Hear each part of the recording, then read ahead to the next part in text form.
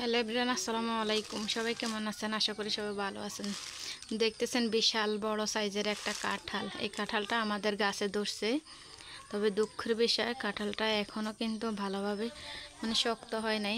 আরও মেবি 1 মাসের মতো লাগবে, কিন্তু কাঁঠালটা তার আগেই নষ্ট হয়ে গেছে, ফেটে গেছে। এই দেখেন এইভাবে, এই যে এইভাবে পুরাটা কাঁঠাল, ওই যে পিছন দিক দিয়ে দেখাতে পারতেছি না, ফেটে গেছে, পুরো ফেটে গেছে। তারপরে ফেটে যাওয়ার পরে আমি কি করছি, একটা পলি দিয়ে ডেকে দিয়েছি যেন পানি না ঢুকে। কিন্তু গতকালকে ফাটছে, আজকে দেখি কাঁঠালটা পুরো ফসে গেছে। এই যে এতটুকু দেখছেন, এতটুকু পুরোই ফসে গেছে। ভিতরেও কিন্তু এই যে যে ঠাসাটা, এটা কিন্তু ফসে গেছে। এটা ফসে গেলে তো কাঁঠালটাই ফসে যায়, আর খাওয়া যায় না। আমার কাছে মনে হয় কাঁঠালটা আর খাওয়া যাবে না, ফালাই দিতে হবে। আর কিছু কিছু আত্মীয়স্বজনরা ভাববে যে আমরা খেয়ে ফেলছি তাদেরকে ফেলে, কিন্তু যদি এখন তাদেরকে না দেখাই তারা বিশ্বাস করবে না। এই যে দেখেন যে কাঁঠালটার কি অবস্থা, কাঁঠালটা খাওয়া যাবে না। এই যে এদিক দিয়েও সবগুলো ফোঁসা, একটু খাওয়া যাবে না, কাঁঠালটা ফালাই দিতে হবে।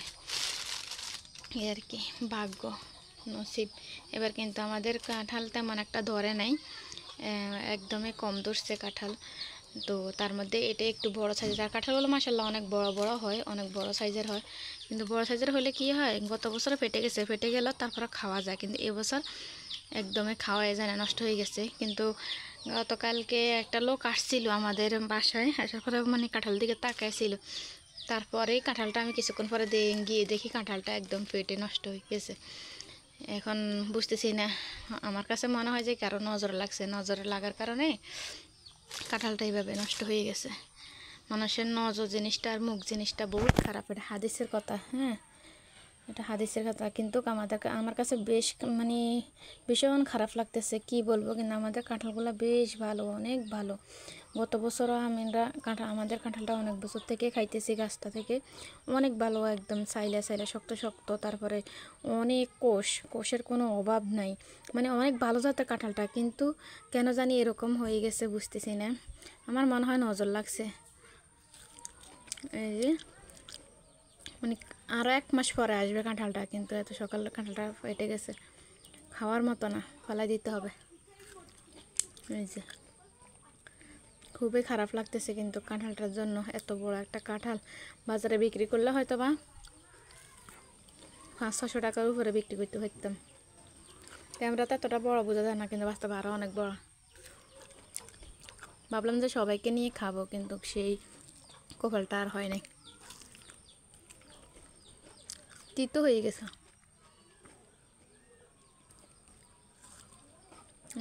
খাওয়া যাবে না। ভাবলাম আপনাদের সাথে একটু শেয়ার করি, আপনারা কি বলেন, জিনিসটা কি নজরে এরকম হয়েছে নাকি? কিন্তু কাঁঠালটা আর 1 মাস পরে আসবে। আমার কাছে মনে হয় নজর লাগছে, অথবা মুখ দোষ লাগছে, যার কারণে এমন হয়েছে। আপনাদের কাছে কি মনে হয় কমেন্টস করে একটু জানাবেন। তো এই ভিডিওটা হচ্ছে তার পরের দিনকার। তো আমি তো কবুতর পালি, এটা তো আপনারা সবাই কম বেশি জানেন। যাই হোক, আমার কবুতরের বাচ্চা দিছে। তো এইখানে আমি 3টা কবুতরের বাচ্চা করে নিতেছি, মাছকে কেটে কুটে তারপরে রান্না করব। তো একটা সহজ টিপস আজকে আপনাদের সাথে আমি শেয়ার করতেছি। এখানে হচ্ছে আমি একটু গরম পানি করে নিয়েছি গ্যাসের চুলাতে। যদি গ্যাসের চুলাতে এরকম পানিগুলো গরম করে, যদি কবুতরগুলো এভাবে একটু কুসুম গরম পানি করে ভিজিয়ে উঠিয়ে নেওয়া হয়, তাহলে কবুতরের লোমগুলো একটু তাড়াতাড়ি ছাড়া হয়ে যায়, আর বাঁচতে সময় লাগে না। আমরা আসলে আগে এগুলো জানতাম না, একটা একটা করে লোম বাঁচতে আমাদের অনেক সময় লেগে যেত।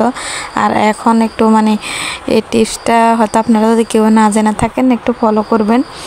গরম পানি দিয়ে একটু করলে বেশি না, দিয়ে উঠিয়ে ফেলতে হবে। তারপরে সাথে সাথে এগুলোকে বেছে নিলে একদম ইজি হয়ে যায়, সময় লাগে না, মাত্র 5 মিনিটেই আপনার কবুতরগুলো হয়ে যাবে, পরিষ্কার হয়ে যাবে, অথবা একটা লোমও থাকবে না। আর আমার কবুতরগুলো একটু বেশ বড়ই হয়েছে, অনেক দিন যাবত খাবো বলে আর খাওয়া হয় নাই।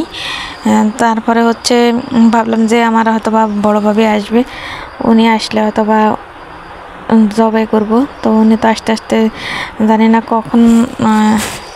কখন আসে, যার কারণে হচ্ছে এগুলো এখন আমি জবাই করে দিয়েছি। যেহেতু এগুলো জবাই না করলে আবার বাচ্চা মানে ডিম দিবে না, যার কারণে আমি জবাই করে দিছি। যাই হোক, যার রিজিকে থাকবে সে পাবে, রিজিকে না থাকলে কিন্তু সম্ভব না। হ্যাঁ, সব কিছুর বেলায় রিজিক না থাকলে কখনো সম্ভব না। তা আমি কবুতরগুলোকে আগে ভালো করে বেছে তারপরে কেটে নিয়েছি। আপনারা তো দেখতেছেন যে আমি এগুলোকে কলের পানি দিয়ে ভালোভাবে একদম পরিষ্কার করে নিয়েছি। তো এখানে বেশ মাংসই হয়েছে মাশাল্লাহ।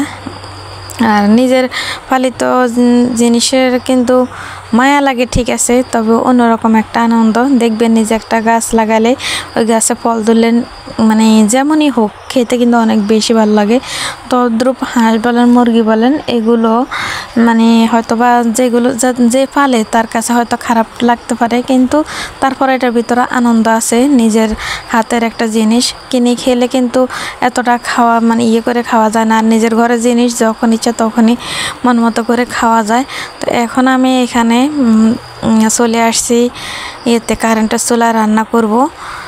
বৃষ্টি হইতেছে অনেক দিন যাবৎ, বৃষ্টি হইতেছে, বাহিরে রান্না করার মতো কোনো নেই। যার কারণে আমি এখন এই যে কারেন্টের চুলাটা আমি সন্দুকের উপরে রেখেছিলাম, এখন সন্দুকের উপরে রেখে আমি এখন রান্নাটা আগে ভালোভাবে মাংসগুলোকে কষিয়ে করে নিব, মেখে নিব, তারপরে চুলাতে উঠিয়ে দিব। তো চুলাটা আপনারা দেখতেছেন আমি চালু করে রাখছি, একটু ভালো করে হিট দিয়ে নিতেছি। তো এখানে আমি আগে মশলাটা বেটে নিছি, মশলাটা বেটে নিয়ে তারপরে হচ্ছে পেঁয়াজ কুচি, কাঁচামরিচ কুচি, তারপরে হচ্ছে আদা বাটা, রসুন বাটা। কারণ আদা বাটা দিলে কি হয়, কবুতরের মাংসের মধ্যে স্মেলটা থাকে না। কারণ কবুতরের মাংসের মধ্যে কিন্তু আলাদা অন্যরকম একটা স্মেল থাকে, খেতে এতটা ভালো লাগে না। তা আমি এখন ভালোভাবে আগে মশলাগুলো মানে এখানে গরম মশলা আমি অ্যাড করছি, রসুন বাটা, আদা বাটা, তারপরে দিয়ে জিরা বাটা, এগুলো দিয়ে দিছি। তো ভালোভাবে মেখে এখন আমি পাতিলটা উঠিয়ে দিয়েছি। এই তো উঠিয়ে দিয়ে এখন আমি মাংসটা একটু নাড়াচাড়া করে নিব, আর একটু হিটটা একটু লোতে রাখবো, যেহেতু একটু ভালোভাবে একটু হয়, পোড়া না লাগে, অথবা আস্তে আস্তে করে মাংসগুলো সিদ্ধ হয়ে যায়।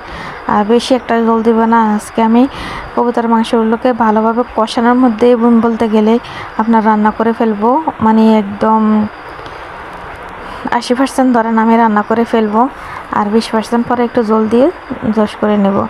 তো এখানে দেখতেছেন ফ্রিজের ভিতরে কাঁঠাল আছে। তো কাঁঠাল আমি এখন বাজে কিন্তু প্রায় 12:30টার মতো। তো রান্না করতে করতে মানে এখান দিয়ে অনেকটাই টায়ার্ড হয়ে গেছি, যার কারণে হচ্ছে আমি এখন একটু কাঁঠাল খেয়ে নিতেছি। কিন্তু যেই পরিমাণে আমার কাছে গরম লাগতেছে তার মধ্যে দিয়ে আমি কিন্তু কাঁঠাল খাচ্ছি, কিন্তু কাঁঠালগুলো বেশ মিষ্টি ছিল। এগুলো আমার মামানে দিছে, ওনাকে কে জানি দিছিল, তো আমাদেরকে জন্য পাঠাইছে। তারপর আমি খেয়ে আসছিলাম তাদের বাড়ি থেকে, আর মার জন্য দিয়ে দিছে। কাঁঠালটা কিন্তু বেশ মিষ্টি ছিল, আবার একটু শক্ত শক্ত ছিল, খেতে কিন্তু বেশ মজাই ছিল। আর এগুলো হচ্ছে আমাদের ওই যে একটা কাঁঠাল দেখছিলেন যে এই কাঁঠালটার মানে কিছুটা ভালো ছিল, তো এখান থেকে নিয়ে নিছি, রেখে দিয়েছি খাওয়ার জন্য যতটুকু খাওয়া যায়। তো এইগুলো হচ্ছে যে সাটকোয়া বলি আমরা, সাথে যে কাঁঠালের কোয়ার পাশে দিয়ে যে ইয়েগুলো থাকে ছোট ছোট, ওগুলো কিন্তু খেতে কিন্তু বেশ ভালোই লাগে চাটকোয়া। তো আমি এখন রান্না করতেছি আর এই দিয়ে খাইতেছি। আমি একটা জিনিস বুঝেন, এখান দিয়ে কিন্তু অনেক পরিমাণে গরম, তার মধ্যে দিয়ে আমি কিন্তু আবারও কাঁঠাল খাচ্ছি। কাঁঠালও কিন্তু অনেক প্রচুর পরিমাণে গরম। তো যাই হোক, ফ্রিজের ভিতরে যেহেতু রাখছি, যার কারণে হচ্ছে এখানে একটু ঠান্ডা ঠান্ডা লাগতেছে। তো এই তো আমার মাংসটা কিন্তু মোটামুটি কষানো হয়ে গেছে। আপনারা দেখতেছেন তেলগুলো একদম উঠে আসছে মশলা থেকেই, আর মাংসগুলো একদম ভালোভাবে সিদ্ধ করা হয়ে গেছে। আর এক হাতে তো নাড়া সম্ভব না, তো আমি একটু ক্যামেরাটা অফ করে তারপরে আবার নাড়াচাড়া করে দিচ্ছি। যেহেতু আমার কোনো স্ট্যান্ড নাই, আমি এমনিতেই ভিডিও করি, কিন্তু এমনিতেই নিজের হাত দিয়ে ভিডিও করতে করতে এত দূর এগিয়ে আসছি।